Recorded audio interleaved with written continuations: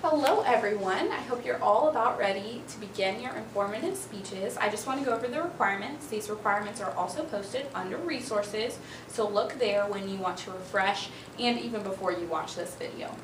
So the first thing is, your speech is within 5 to 6 minutes.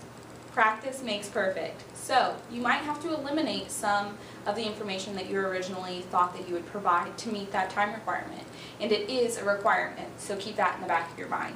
It's worth 100 points, and you have to have a total of 4 audience members. 3 people are sitting in your audience, and 1 person is recording you as you speak. So remember, there's a total of 4 people. The next thing is, this is a formal outline speech, which is full sentences in APA format. If you do not understand APA format, please contact me. We can very simply go over that. The next thing I'd like to talk about are your source requirements. A total of 5 sources. And that may seem like a lot, but it is better to have more research that you can supplement your discussion with. It's probably the most important thing. But there is an additional requirement. You can only include 1 internet source. The rest of your information needs to come from newspaper articles, CNN, ABC, and additionally peer-reviewed articles and journals that have been posted most generally on the online database for the IUE school system library. The next thing is, after you have your sources, you need to also include oral citations within your speech.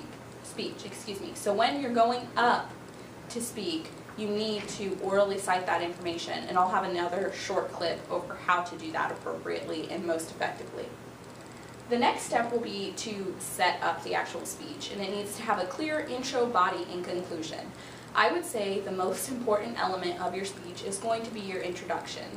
And that's simply because you're going to grab your audience's attention through your attention material. Then you're going to go into a credibility statement, why you're credible to speak on this topic. Maybe it's because it relates to your life specifically, maybe it's because you've done a great deal of research. Then you're going to go on and talk about the relevance to your audience. Why is it important for them to know about your information?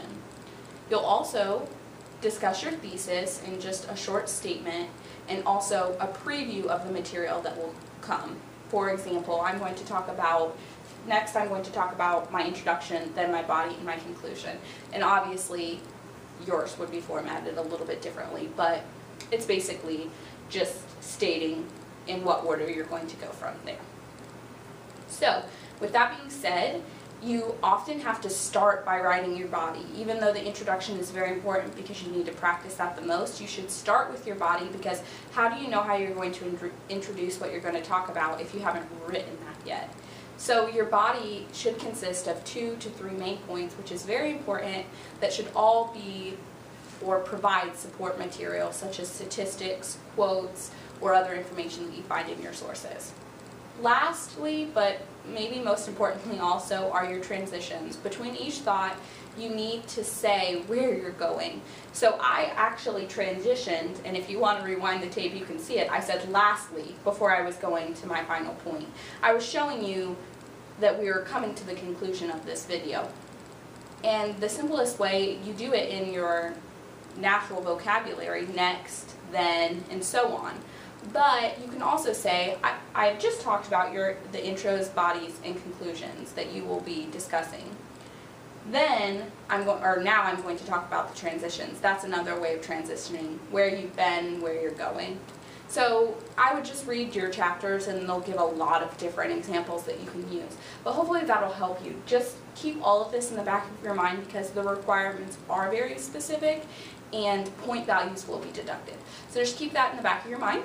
If you have questions or concerns about any of the requirements, just please let me know, and we'll try to work through that and get you the most points as possible. So I will talk to you all later.